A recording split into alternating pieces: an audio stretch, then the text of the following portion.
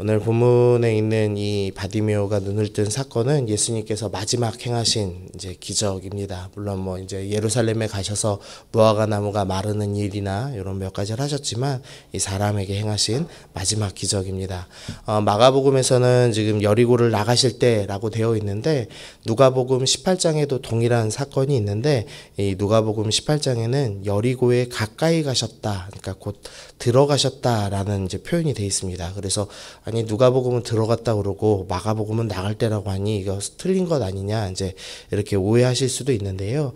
여리고는 이제 여호수아가 처음 점령을 했죠. 그래서 그때 여리고 성이 있고 그 다음에 헤롯 대왕이 이제 거기다가 궁전을 지었답니다. 근데 그게 이제 구도심에서 2km 떨어진 지역에 지어서 그때부터 이제 신도심이 형성됐다고 합니다. 그러니까 이 지금 들어갔다라는 표현을 할 때는 지금 구도심에서 이제 신도심 들어갈 때, 그러니까 여리고를 나왔다라고 표현할 때도 그래서 이 구도심에서 나왔다라는 표현도 가능하고 또 신도심으로 들어간다라는 표현도 둘 다 가능했다고 합니다.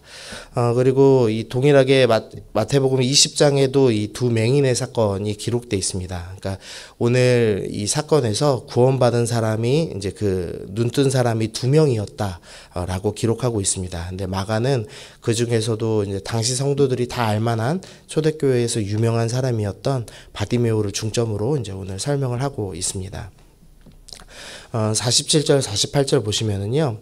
나사렛 예수시란 말을 듣고 소리질러 이르되 다윗의 자손 예수여 나를 불쌍히 여기소서 하거늘 많은 사람이 꾸짖어 잠잠하라 하되 그가 더욱 크게 소리질러 이르되 다윗의 자손이여 나를 불쌍히 여기소서 하는지라 라고 되어 있습니다. 여리고성은 이제 예루살렘 들어가기 직전에 이제 관문 도시입니다. 이제 여리고성에서 출발을 하면은 예루살렘은 이제 35km 정도 떨어져 있는데 이제 당시에 하루길로 취급하는 그 정도 거리였습니다. 그리고 이제 6월절 명절을 앞두고 있었기 때문에 많은 순례객이 있었습니다. 근데 이 많은 순례객들이 있는 사이에 예수님이 등장하신 겁니다. 그래서 평소와 다르게 이렇게 묘한 긴장 관계가 있었을 겁니다. 뭐 이제 좀 오래됐지만 그래도 다 기억하실 텐데요. 이 안철수 씨 처음 그 정치 나왔을 때 기억나시나요? 그때 대학 교수였던 사람이 갑자기 등장해서 신선하기도 하고 또 깨끗한 이미지도 있어서 막 아마 3위까지 했나요? 그때 대통령 그 지지율이 그러면서 막 엄청 인기 있었잖아요.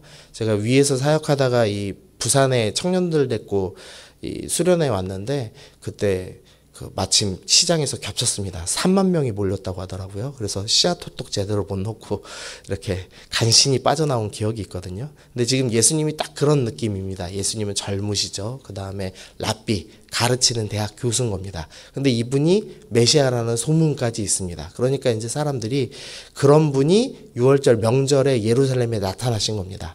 6월절 명절은 이제 이스라엘 사람들에게는 1월달 첫 명절이거든요. 그러니까 이분이 드디어 이 1월달 명절에 가서 새해에 선언하고 로마랑 이제 대결을 하시려나 보다. 이제 이런 이제 생각이 있었던 겁니다.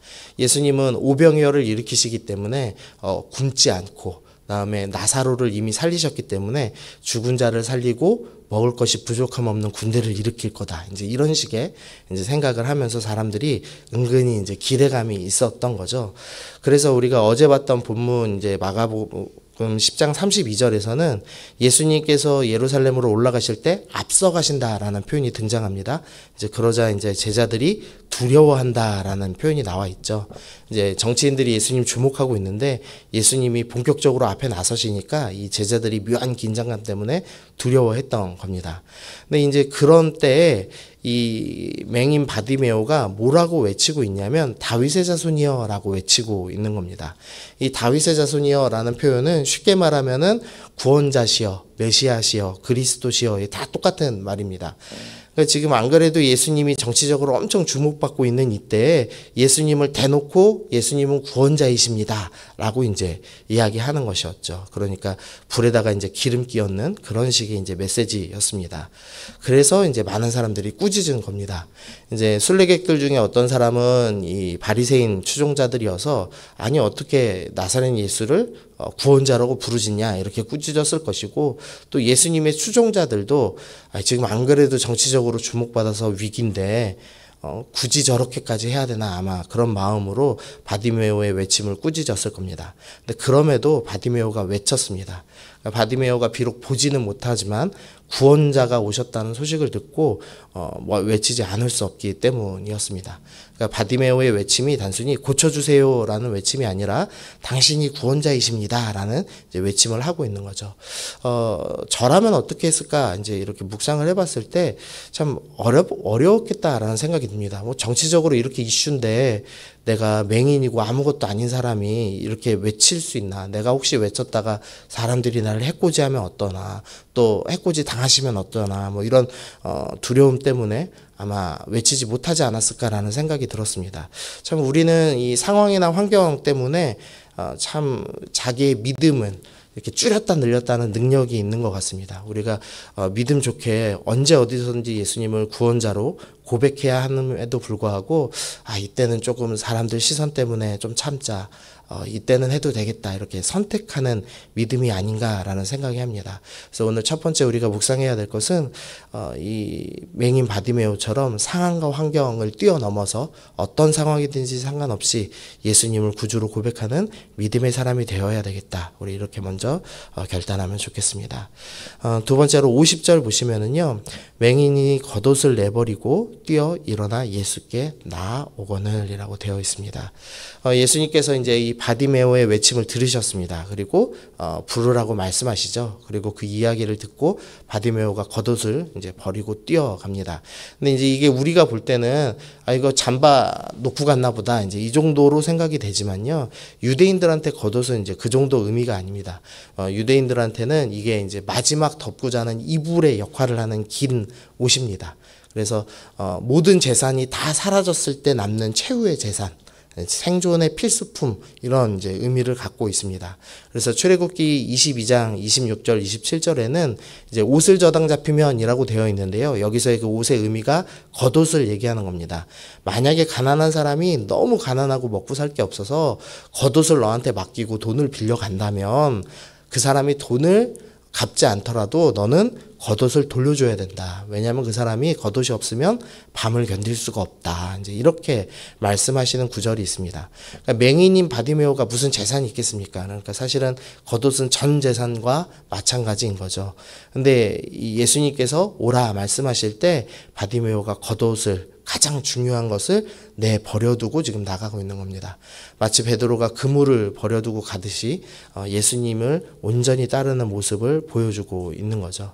그래서 우리가 적용해야 될 것은 우리는 자꾸 겉옷을 주섬주섬 챙깁니다. 그래도 나는 재산이 더 중요하고 그래도 집이 더 중요하고 그래도 뭔가 더 중요한 게 있지 하면서 이것저것 챙기고 나서 주님을 따르지 못하는 사람, 마치 우리가 앞에서 봤던 이 부자 청년이 재산을 내어두고 주님을 따르라고 할 때 겉옷 챙기느라 제사 챙기느라 주님을 못 따랐던 것처럼 겉옷을 챙기는 모습을 자꾸 보입니다. 그러나 두 손에 든 것 가득 두 손 가득 들고 있다가 주님을 못 따르는 그런 비참한 인생이 아니라 든 것이 아무것도 없더라도 순종하는 믿음이 더 뛰어난 믿음이다라는 것을 오늘 보여주고 있습니다. 그래서 두 번째 적용할 것은 주님 내가 두 손에 뭔가를 드리려는 사람이 아니라 아무것도 없더라도 순종하는 믿음의 사람 되게 하여 주옵소서. 우리 이렇게 적용하면 좋겠습니다. 세 번째입니다. 51절 52절 보니까 예수께서 말씀하여 이르시되 내게 무엇을 하여 주기를 원하느냐. 맹인이 이르되 선생이여 보기를 원하나이다.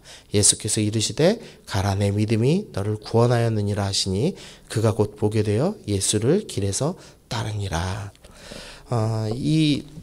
지금 이제 바디메오가 선생님 보기를 원합니다 라고 얘기를 합니다. 근데 이 기적은 절대 쉬운 기적이 아닙니다.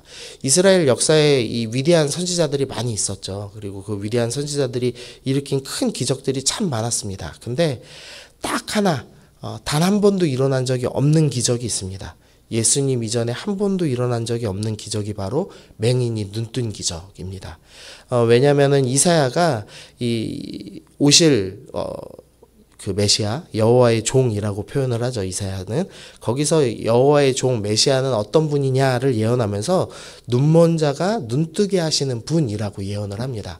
그러니까 하나님께서 이 백성들에게 여러 기적을 일으키셨지만 눈먼 자가 눈뜨게 하는 분이 오면 그분이 바로 메시아다. 그분이 바로 구원자다라는 것을 알려주시기 위해서 이스라엘 그 많은 역사에서도 눈먼 자가 눈뜨는 기적은 단 한 번도 허락하지 않으셨습니다. 그런데 지금 이제 예수님께서 그 눈먼 자를 눈뜨게 하고 계시는 거죠. 그래서 예수님께서 지금 사람들에게 선포하고 계시는 겁니다. 내가 그리스도다. 내가 바로 구원자다라는 것을 알려주고 계시는 거죠. 그러면서 동시에 또 하나 바리새인들이 제일 싫어하는 표현을 하십니다. 이 맹인 바디메오에게 내 믿음이 너를 구원했다. 내가 바로 구원자다라는 것을 분명히 보여주고 계시는 거죠. 우리는 자꾸 이렇게 우리의 필요를 구합니다. 구원자를 보면서 주님 눈뜨게 해주세요. 주님 잘 먹고 잘 살게 해주세요. 뭐 이런 식의 우리의 필요들을 놓고 기도합니다. 저도 마찬가지입니다. 저도 거대한 기도하는 거 아니라 당연히 교회와 민족과 나라를 위해서도 기도하지만 우리 자식 안 아프게 해주세요. 우리 가족 먹고 살게 해주세요. 이런 기도 다 하죠. 우리 누구나 이 땅을 살아가면서 그 기도 할 수밖에 없죠.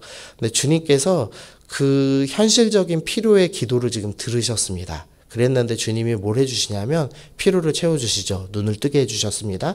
거기에 넘어서 구원해 주시는 분으로 지금 등장하고 있는 겁니다. 우리가 필요를 구할 때 우리의 기도의 수준은 매우 낮을지도 모릅니다. 그런데 주님께서는 내가 미처 구하지도 못한 일, 내가 감히 상상치도 못한 일, 우리를 구원하시고 우리를 부르시는 그 일까지도 행해주시는 분이라는 것을 오늘 보여주고 있습니다. 그래서 오늘 우리가 소원할 것은 하나님, 내가 믿음이 없어서 때로는 주님의 능력이 얼마나 크신지를 잘 몰라서 내가 구하지 못하고 있는, 그러나 나에게 꼭 필요한 무언가가 있다면 주님 그것까지 이루어 주시는 분인 것을 오늘 내가 본문을 통해 확인합니다. 주님, 나에게 은혜를 주옵소서. 그래서 내가 우리 가족을 놓고 이 사람은 구원 못 받겠다라는 생각으로 감히 입도 떼지 못하고 있을 때 주님께서 그 사람 구원시켜 주옵소서. 우리 가족들, 우리 자녀들 주님께서 구원의 역사 이루어 주옵소서. 오늘 그렇게 기도하면 좋겠습니다.